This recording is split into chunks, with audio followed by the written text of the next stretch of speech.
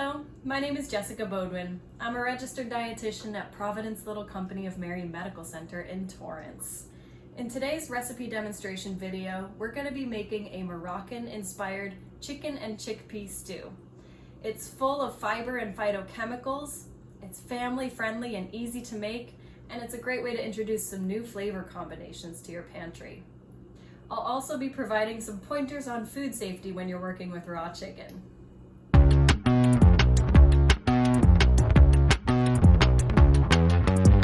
In today's Moroccan-inspired chicken and chickpea stew, we'll be working with 2 pounds of bone-in chicken thighs and drumsticks, a pint of cherry tomatoes, 1 medium to large or 2 small zucchini, 2 carrots, 1 bell pepper, 1 onion, a knob of ginger, 2 tablespoons of tomato paste, a ½ cup each of raisins and green olives.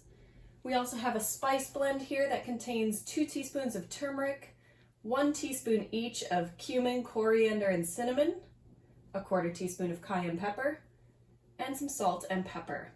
If you don't have fresh ginger, by the way, you can use ground ginger. We'll also be adding a little bit of chicken broth, about a ½ cup, 1 can of chickpeas, and to garnish, some lemon and cilantro. A lot of folks are nervous about working with chicken due to the food safety concerns. We've all heard about salmonella, and you don't want to make your family sick. So I wanted to spend a moment talking about food safety with chicken in particular. Chicken may contain salmonella, but if you cook the chicken to the proper internal cooking temperature of 165 degrees Fahrenheit, that takes care of any bacteria that's found on the outside of that chicken and throughout. Rinsing the chicken in your sink actually causes salmonella to potentially spread in your sink, and if you don't sterilize it right away, that can cross-contaminate other food items or things that you're rinsing in the sink. So don't rinse your chicken before working with it. The cooking process should take care of any potentially harmful bacteria.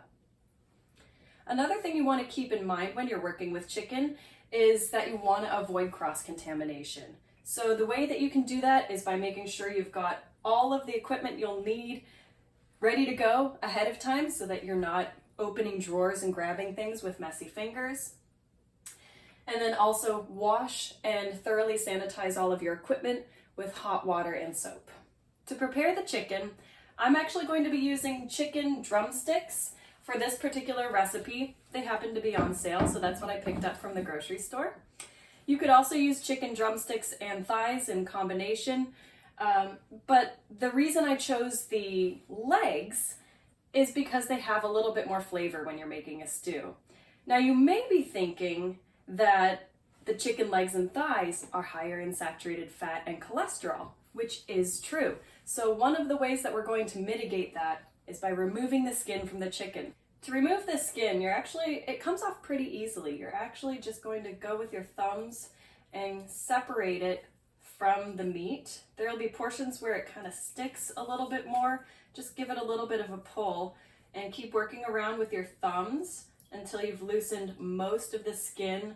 Once you get to this stage, go ahead and grab a paper towel and pull the rest of the skin off. And there you have it, a skinless drumstick. Removing the skin from the chicken actually reduces the total calories by 25%, the total fat by half, and the saturated fat by 60%. So it goes a long way at improving the nutrient density of this meal.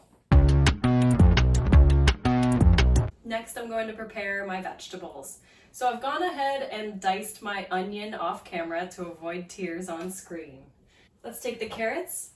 I've gone ahead and peeled them in advance. Now I'm going to cut off the tops and the tips, slice them crosswise, and then slice them into half moons. Same with the zucchini. I'm going to cut off the tops, slice them in half crosswise, and then into half moons. With the pepper, I'm actually going to stand it upright and then slice off chunks from the stem all the way down to the tip, and you end up with an easy way to separate the seeds from the flesh. Go ahead and line them up and slice into strips. With the ginger, I'm going to show you one of my favorite tricks for peeling ginger, which is to use a teaspoon. The skin actually comes off quite easily with a teaspoon.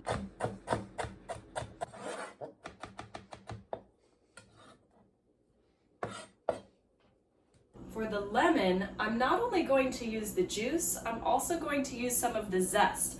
I highly recommend using the zest. There's a lot of flavor in the natural oils in citrus zest. So for this step, I'm going to use a microplane to grate the zest off. Alternatively, you could use a small cheese grater. You just want to get that colorful layer, not the white portion, which ends up being quite bitter. After you've zested the lemon, cut it into wedges for juice and serving at the end. All right, so let's get cooking. The first thing I'm going to do is sear my chicken in a little bit of oil. Searing the chicken enhances some of the browning and gets the flavor development started and really contributes to a well-rounded flavor. However, you don't need to sear your chicken if you don't want to.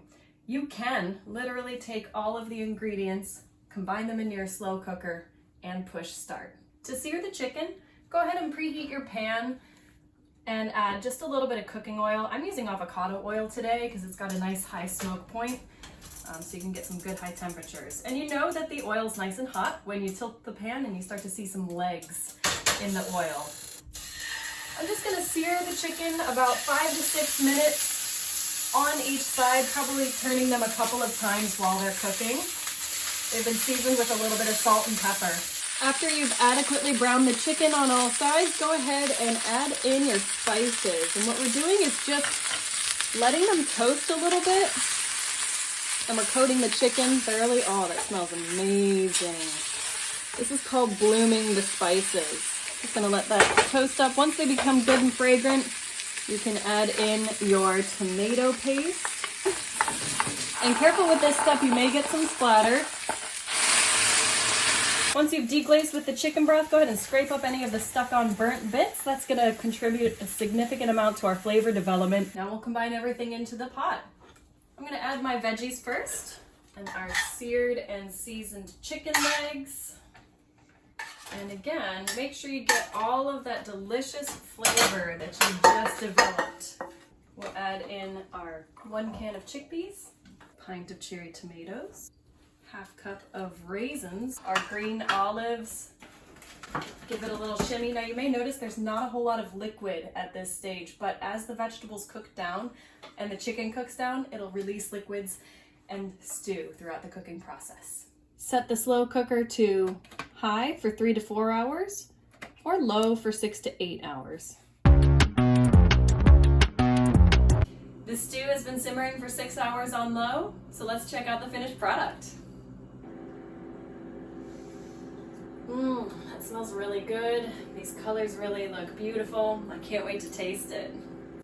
I recommend pairing the Moroccan-inspired stew with a nice hearty whole grain. So rather than going for the traditional couscous, which is actually a refined grain made from wheat flour, I've chosen to pair our stew today with some millet. Millet is an ancient grain rich in fiber and phytochemicals and makes for an excellent accompaniment to this Moroccan-inspired chicken stew. All right, here I've plated a half cup of millet with 1 cup of stew and 1 piece of chicken. It's ready to be garnished. My great-grandma always taught me to always garnish your food. So I'm garnishing today with just a little bit of cilantro and a touch of that lemon zest from when we first started cooking, and serve it with a wedge of lemon. So now for my favorite part, tasting. Just gonna get myself a nice complete bite with a little bit of the chicken and some of the vegetables. And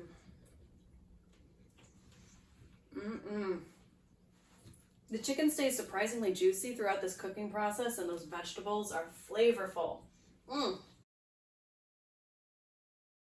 Until next time, happy cooking.